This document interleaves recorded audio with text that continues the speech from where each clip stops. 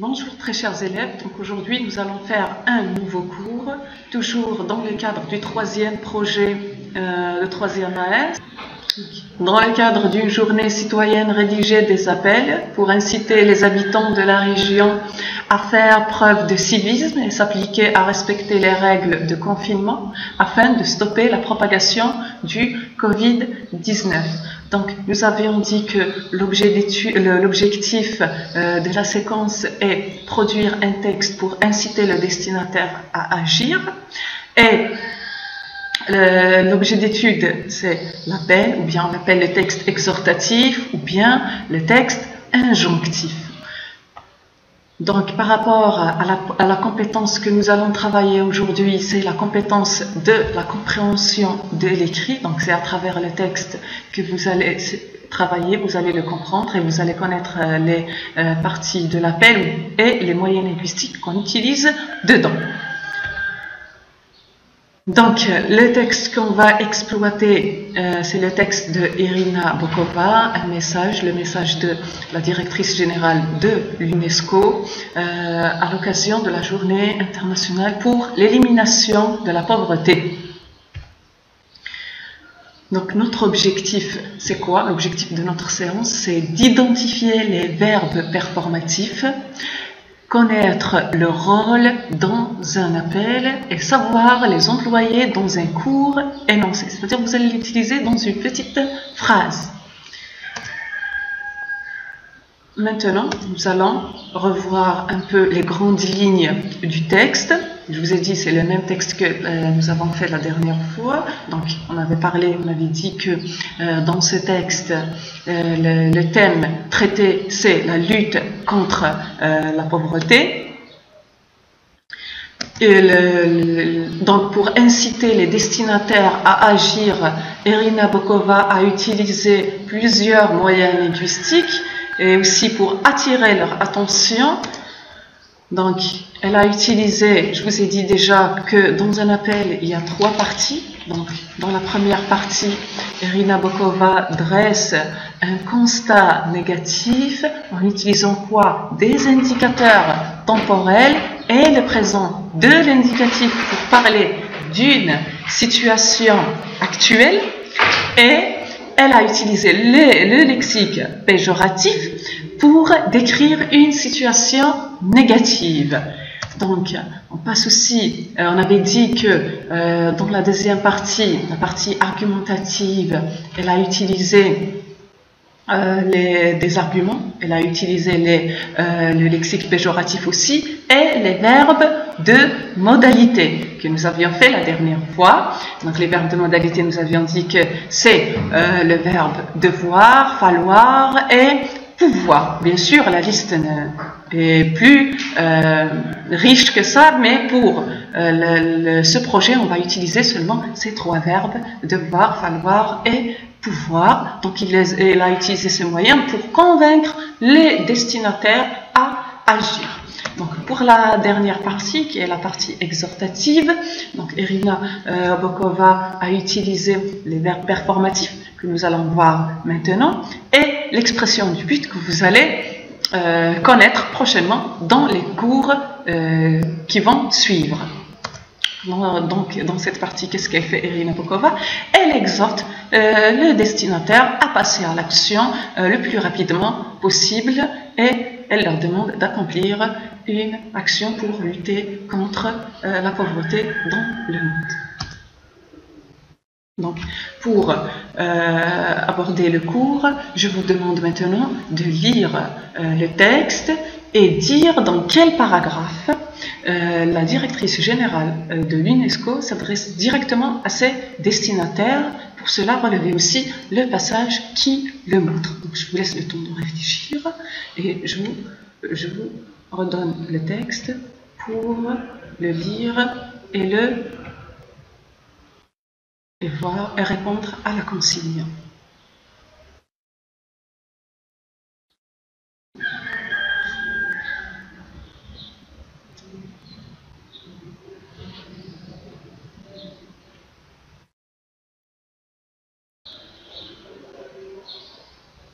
Alors, le paragraphe où la directrice générale s'adresse directement au destinataire, c'est le dernier paragraphe du texte. Le passage qui le montre, vous le voyez, c'est « En ce jour, j'appelle tous les États membres, les organisations internationales et non gouvernementales partenaires à joindre leurs efforts. » Donc, elle s'adresse à qui exactement? On l'a cité dans ce passage, elle s'adresse directement aux États membres, les organisations internationales et non gouvernementales partenaires, ou bien on les appelle les ONG, à joindre leurs efforts. Maintenant, la question qu'on se pose, c'est que demande l'auteur aux États membres et aux ONG de faire? Elle leur demande quoi? Donc, elle leur demande de joindre leurs efforts, d'accomplir une action. Donc, elle leur demande d'accomplir une tâche ou bien une action. Quel est le verbe qu'elle a utilisé? Elle a utilisé quel verbe pour demander au destinataire d'agir? Et comment on appelle ce genre de verbe, selon vous? Donc, le verbe qu'elle a utilisé, c'est le verbe appelle, son infinitif appeler. Très bien. Comment on l'appelle? Vous allez le connaître aujourd'hui, on l'appelle verbe performatif. Très bien. Donc, vous allez me dire, c'est quoi un verbe performatif?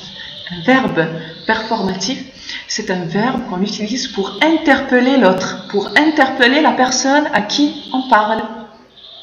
Donc, ici, dans un appel on l'utilise souvent pour interpeller le destinataire à agir et accomplir une tâche. C'est pour ça qu'on l'appelle verbe performatif, c'est-à-dire qu'on demande à une autre personne de faire quelque chose.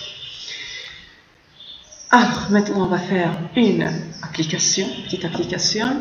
Donc, vous avez la première application, elle vous dit quoi? Remplacez dans le passage le verbe appeler par l'un de ces verbes. Demander à, désirer que, souhaiter que. Donc, on reprend toujours le même passage que la dernière fois, donc le passage que nous venons de relever du texte. En ce jour, j'appelle tous les États membres, les organisations internationales et non gouvernementales partenaires à joindre leurs efforts. Donc, vous avez le verbe performatif souligné qui est le verbe appeler. Donc, je vous ai donné une liste. Donc, dans cette liste, vous allez choisir un verbe qui pourra remplacer le verbe appeler. Je vous laisse le temps de réfléchir aussi. Donc, la correction est « En ce jour, je demande à tous les États membres, les organisations internationales et non gouvernementales partenaires de joindre leurs efforts. » Regardez bien, le verbe utilisé, c'est le verbe « demander ». Donc, demander aussi, c'est un verbe performatif.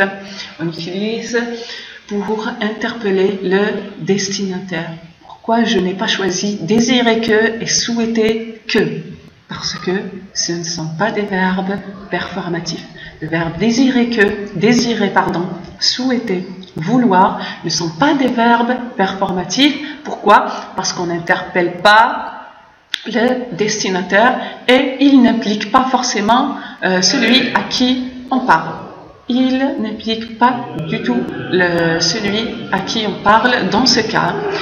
Il n'implique pas. Donc, lorsque je demande, lorsque je désire manger une glace, ça n'implique pas que l'autre va me la donner ou bien va me l'acheter. Je peux aller la prendre et manger moi-même sans que l'autre m'aide pour la prendre. C'est pour ça que désirer, souhaiter et vouloir ne sont pas des verbes performatifs. Mais demander à quelqu'un de m'acheter une glace, là, je l'appelle ou bien je lui demande quelque chose, donc ça implique celui à qui je parle. Maintenant, par rapport au verbe demander, regardez bien. Donc, demander est toujours, mettez-vous ça dans la tête, c'est que demander est toujours suivi de la préposition à, puis de. Donc, vous avez à et de. Je vous donne un exemple pour être plus clair. Donc, il demande à son père de lui donner de l'argent. Donc, il demande, vous avez le verbe demander, le verbe performatif. Ah, il demande à quelqu'un. Donc, la formule exacte pour le verbe demander, il demande à quelqu'un de faire quelque chose. Donc, il ici, il demande à qui? À son père qui est un complément d'objet indirect. Donc, on va dire que demander, lorsqu'il est verbe, le verbe performatif, il est toujours suivi des compléments d'objet indirect. Puis, après le destinataire, c'est-à-dire celui à qui on parle, lorsqu'on l'a cité, on va utiliser la préposition de lui donner de l'argent. Il demande à qui de faire quoi. Donc, il demande à son père, le COI et le destinataire, de faire quoi? De lui donner de l'argent. Par contre, pour les autres verbes performatifs, comme appeler, inciter, exhorter, ils sont suivis directement du destinataire, pardon. Vous n'avez pas une préposition juste après le verbe. Par exemple, il incite son fils à réviser ses cours. Il incite son fils. Donc, il incite. Vous savez, le verbe inciter, verbe performatif, directement, il incite qui? Son fils. Complément. Donc, il est suivi directement d'un complément d'objet direct. À faire quoi? À réviser ses cours. Donc, dans les autres verbes performatifs, vous avez la préposition à après le destinataire, c'est-à-dire avant l'action à entreprendre et après le destinataire. Très bien. Maintenant, on passe à la deuxième application. Donc, la consigne, elle vous dit quoi? Donc, je vais vous donner des phrases que vous allez réécrire. Donc, la consigne vous dit réécrivez ces phrases de manière à supprimer les verbes soulignés et les remplacer par les verbes suivants. Encourager, appeler, conseiller, inciter. Donc, vous avez, c'est une liste de verbes performatifs. Très bien. En effectuant, bien sûr, les transformations qu'il faut. Donc, lorsque vous allez utiliser ces verbes, bien sûr, il y aura quelques transformations sur les phrases. Donc, voici les phrases. Vous devez respecter les horaires de la fermeture du portail du lycée. Vous avez la deuxième, c'est il faut garder notre ville propre. Tu dois réviser tes cours avant l'examen. Nous pouvons lutter contre ce fléau, qui menace nos enfants. Donc, si vous voyez, si vous avez remarqué, c'est que les verbes soulignés, ce sont des verbes de modalité. Très bien. Mais attention, on ne peut pas remplacer un verbe de modalité par un verbe performatif. Ici, c'est juste pour vous faire une petite révision et pour reconnaître la différence entre le verbe de modalité et le verbe performatif. Donc, regardez ici. Vous devez. Donc, ici, vous avez une obligation. Vous devez respecter. Donc, vous, lorsque vous allez utiliser dans la réécriture de cette phrase, lorsque vous allez utiliser le verbe performatif, regardez quelles sont les transformations que vous allez effectuer. Donc, je vous laisse quelques minutes pour réfléchir et répondre à la consigne.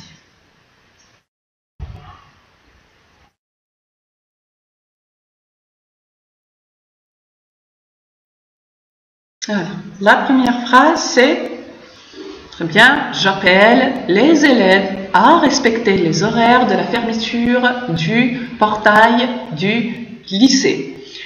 Donc, j'ai utilisé le verbe performatif appeler. Regardez la transformation aussi qu'on a effectuée, c'est qu'on a utilisé le pronom personnel je. Donc, sachez que le verbe performatif implique toujours déjà la personne qui parle. Donc, il y a toujours, soit vous allez trouver le pronom personnel je ou bien nous. Soit vous allez trouver j'appelle ou bien nous appelons ou bien j'incite, nous incitons. Très bien. Donc, vous avez la personne déjà qui appelle le destinataire. Puis, après appeler, j'appelle les élèves. J'appelle qui? Les élèves. Regardez, dans la première phrase, on n'a pas cité les destinataires, mais ici, on les a cités. Donc, pour mettre l'accent sur le destinataire, donc j'ai dit, j'appelle les élèves à faire quoi? À respecter les horaires de la fermeture du portail du lycée. Donc, si vous voyez la différence entre les deux phrases, c'est que dans la première, déjà, on n'a pas cité le destinataire, c'est-à-dire celui qui parle. Donc, aussi, par rapport à la première phrase, on n'a pas cité clairement celui à qui on s'adresse, c'est-à-dire les élèves, ceux à qui on n'a pas cité les destinataires. Très bien, juste par rapport, on a cité, bien sûr, on a utilisé le verbe vous, mais ce n'est pas clair, c'est-à-dire, voilà. Donc, maintenant, on passe à la deuxième phrase. Donc, la deuxième phrase, il faut garder notre ville propre. Comment il va devenir? J'incite nos concitoyens à garder notre ville propre. Donc, on va regarder ici, une fois de plus, on a utilisé le pronom personnel je. Donc, pour mettre l'accent sur la personne qui parle. Et aussi, on a cité les destinataires qui sont nos concitoyens. Donc, nos concitoyens veut dire les personnes qui vivent dans la même ville ou bien dans le même quartier. Donc, ici, regardez, il faut garder, donc c'est une nécessité. Il faut garder notre ville propre. Ici, pour utiliser le verbe performatif dans la deuxième phrase, je vais utiliser inciter. Voilà, j'incite nos concitoyens à faire quoi? À garder notre ville propre. Maintenant, par rapport à la troisième phrase, donc vous avez tu dois réviser tes cours avant l'examen. Donc, lorsqu'on voit la forme de cette phrase, devoir, il exprime l'obligation, très bien, il exprime l'obligation, mais regardez, on a utilisé tu, donc c'est une personne quand même qui est proche, donc on peut dire que selon le contexte, c'est un parent ou bien un enseignant qui demande à son fils ou bien à son élève de réviser ses cours. Donc au fond, si on cherche un peu le sens, c'est que la personne, elle veut vous conseiller, n'est-ce pas? Donc c'est pour cela qu'on a choisi le verbe conseiller, comme verbe performatif dans cette phrase. Je te conseille de réviser tes cours avant l'examen. Donc peut-être c'est un prof, c'est un parent, c'est un père, c'est une mère. Donc il s'adresse soit à un enfant, un élève, voilà. Conseiller, verbe performatif, de. Regardez ici, je n'ai pas utilisé la préposition à, mais de. Le verbe conseiller est suivi de la préposition de. Je te conseille de faire quoi? Je le conseille de faire quelque chose. C'est pas à faire quelque chose. De faire quelque chose, c'est pour ça qu'on utilise la préposition de. Donc, de réviser tes cours avant l'examen. Maintenant, on passe à la dernière phrase. Donc, nous pouvons lutter contre ce fléau qui menace nos enfants. Donc, pouvoir, le verbe pouvoir que nous avions dit, c'est la capacité, c'est la probabilité, il exprime. C'est un verbe de modalité. Donc, quand on le supprime et on utilise un verbe performatif pour appeler notre destinataire, qu'est-ce qu'on a utilisé? Donc, on a utilisé je, on a mis l'accent sur l'autorité qui parle, et on a utilisé vous, je vous encourage, encourager. On a utilisé le verbe performatif qui est encourager à faire quoi? À lutter contre ce fléau qui menace nos enfants. Donc, vous allez me dire où est le destinataire. Donc, vous avez je, vous. Comme vous pouvez utiliser, j'encourage tous les parents, par exemple, tous les parents destinataires à lutter contre ce fléau. J'encourage tous les parents à lutter contre ce fléau qui menace nos enfants. Comme vous pouvez trouver aussi un pronom dans ce cas, je vous encourage, surtout lorsqu'on a cité auparavant les destinataires. Donc je peux reprendre avec seulement le pronom vous. Très bien. Bon, on va faire une petite mise au point par rapport à tout ce qu'on vient de faire. Donc, c'est quoi un verbe performatif? Vous l'avez compris à peu près. Donc, c'est un verbe qu'on utilise dans un appel, généralement, dans un texte exhortatif. Pourquoi? Pour nous permettre d'interpeller, et solliciter le destinataire. Mais surtout, il met en avant l'autorité de celui qui parle, qui énonce, qui s'exprime. C'est-à-dire, il met en avant déjà la personne qui parle. C'est pour ça qu'on utilise je et nous. Donc, et on a aussi le destinataire qui est cité juste après le verbe de modalité, le verbe performatif. Des fois, vous allez le trouver avant lorsqu'il s'agit d'un pronom. Donc, ils sont souvent employés, je vous le rappelle, dans l'appel et servent à pousser le destinataire, ou bien celui à qui on parle, d'agir. Il sert à pousser le destinataire à agir. Très bien. Donc, je vais vous donner une petite liste de ces verbes qui sont souvent employés dans un appel. Donc, il y a plusieurs verbes. Bien sûr, je vous ai donné seulement à titre indicatif les verbes que vous allez trouver. Donc, vous avez le verbe demander, appeler, ordonner, prier, conseiller, exhorter, encourager, inciter et inviter. Si vous regardez bien, ces verbes n'ont pas tous le même sens exact. Donc, ils ont le même rôle, mais ils n'ont pas tous le même sens. Ça dépend du contexte, ça dépend du destinataire, le statut du destinataire, celui qui parle.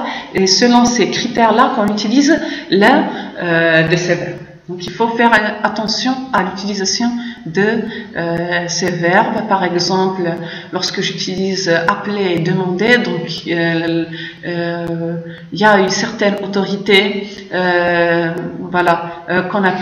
qu'on utilise pour appeler. Par exemple, dans le cas du texte que nous avons fait, donc la directrice générale, c'est une autorité qui s'adresse à d'autres autorités, les organisations et tout, pour faire une action. Mais par rapport à conseiller, par exemple, ou bien encourager, je peux l'utiliser à une personne qui a un statut, par exemple, on peut dire que c'est une personne qui est proche du destinataire. Ce n'est pas la même chose lorsque il y a le statut social du destinataire est différent du statut social du destinataire. Là, on utilise selon ces critères-là, on utilise les verbes performatifs. N'oubliez pas que les verbes de modalité, les verbes performatifs n'ont pas le même sens, c'est-à-dire que le verbe de modalité, dans le verbe, ou quand on utilise le verbe de modalité, on met l'accent sur l'action à entreprendre. C'est-à-dire que lorsque je dis je dois réviser mes cours, ou bien tu dois réviser tes cours, ici je mets l'accent sur l'action qui est révisée. Donc je mets en évidence cette action.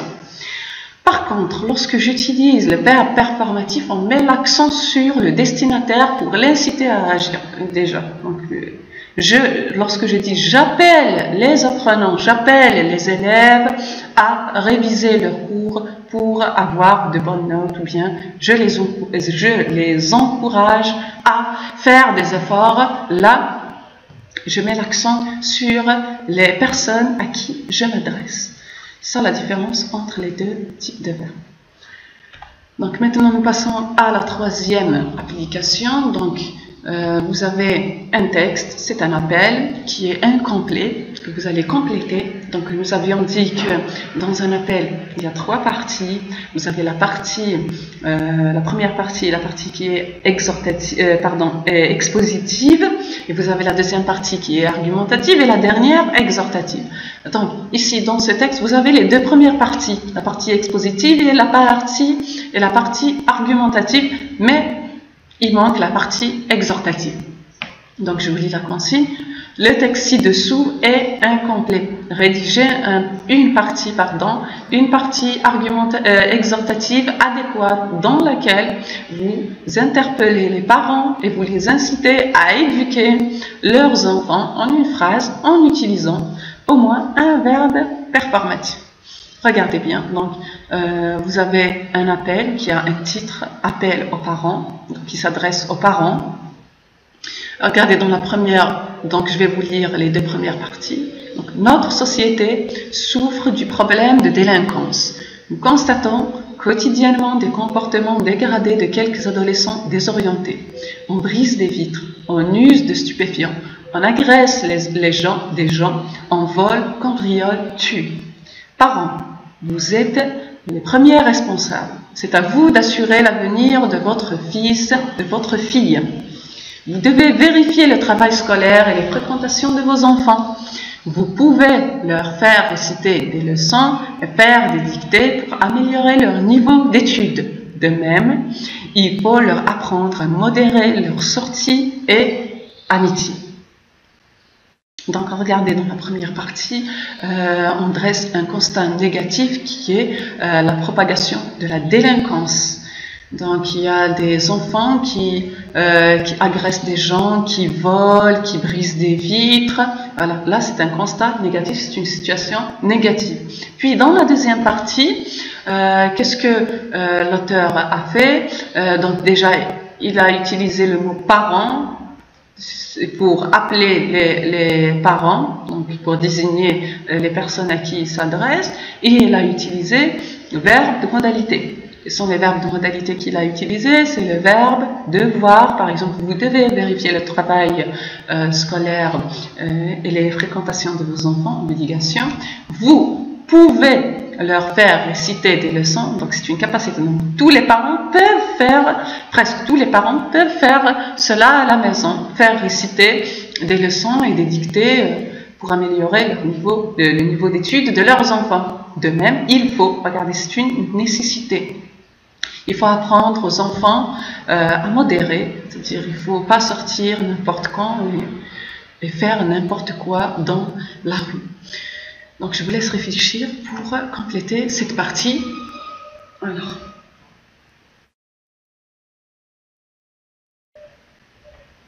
voilà la dernière partie de notre texte qui est la partie exhortative.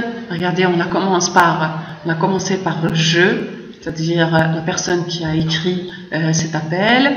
Je vous exhorte. Donc, on a utilisé vous. Pourquoi? Parce que les destinataires sont cités déjà auparavant. Ce sont les parents. Donc, je vous exhorte. On a utilisé le verbe performatif exhorter. Je vous exhorte à faire quoi? À ne pas démissionner au profit de l'école. Cette dernière ne doit pas être le lieu exclusif de l'éducation de vos enfants. L'éducation de vos enfants se fait d'abord au sein de la famille. Donc vous regardez bien qu'on a utilisé un verbe performatif pour attirer l'attention des destinataires qui sont les parents dans ce texte.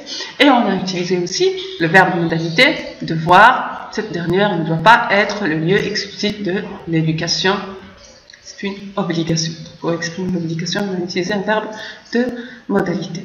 Maintenant, on va passer à la situation d'intégration. Donc, vous avez la consigne avec la propagation du virus, le corona, plusieurs personnes défient les règles du confinement en organisant des fêtes, des sorties, afin de lutter contre ces actes inconscients. Partage sur ta page Facebook 2 ou 3 phrases où tu exhortes tes amis à respecter le confinement en utilisant 2 ou 3 verbes performatifs. Donc, qu'est-ce que vous allez faire? Vous allez écrire un petit passage de 2 ou 3 phrases où vous allez utiliser 2 ou 3 verbes performatifs. Pourquoi? Pour exhorter vos amis, bien sûr parce que vous allez le partager sur votre page Facebook, pour exhorter, pour appeler vos amis à respecter les règles de confinement, puisque maintenant la majorité des gens ne respectent pas ces règles. Voilà, je vous laisse le temps de réfléchir un peu.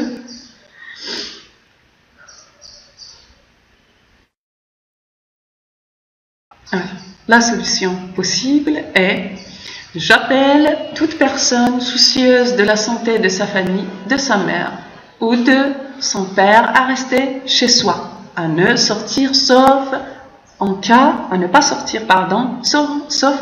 d'urgence extrême. Donc on a utilisé dans la première phrase, on a utilisé le verbe appeler. Je qui renvoie à moi qui écrit, à qui j'écris donc ce message, c'est à toutes les personnes qui sont soucieuses, qui ont peur pour leur famille, qui ont peur pour leur maman, qui ont peur pour leur père. Donc je les appelle à ne pas sortir. Donc je vous incite à bien respecter le confinement. Donc on a utilisé un autre verbe qui a le même sens que appeler, exhorter, donc inciter à faire quoi? À bien respecter le confinement. Donc j'ai utilisé aussi je qui renvoie à celui qui parle et vous ici pour ne pas répéter aussi les personnes soucieuses et tout, c'est-à-dire aux gens qui sortent. Très bien. Donc, et je vous prie de penser aux autres. Je vous prie de penser aux autres. Enfin, ici, on a utilisé le verbe prier qui a une nuance un peu plus forte par rapport à appeler et inciter, c'est-à-dire pour persuader, pour convaincre les gens de ne pas sortir. Très bien. Donc, sur ce, je vous dis, mes très chers élèves, d'utiliser les verbes performatifs. Je vous incite, je vous sollicite à les utiliser, que ce soit les verbes performatifs ou bien les verbes de modalité, de les utiliser dans vos productions écrites pour avoir un appel bien cohérent et pour mieux attirer votre destinataire. Donc, je vous laisse sur ce. J'espère que vous avez bien compris le cours, vous avez compris la différence entre le verbe de modalité et le verbe performatif et leur utilité dans un appel. Je vous dis, j'espère que vous allez suivre les autres cours. Donc, vous aurez un autre cours sur d'autres outils linguistiques comme l'expression du but et l'impératif que mon collègue, M. Saïdan, va présenter prochainement. Et bon courage, mes très chers élèves.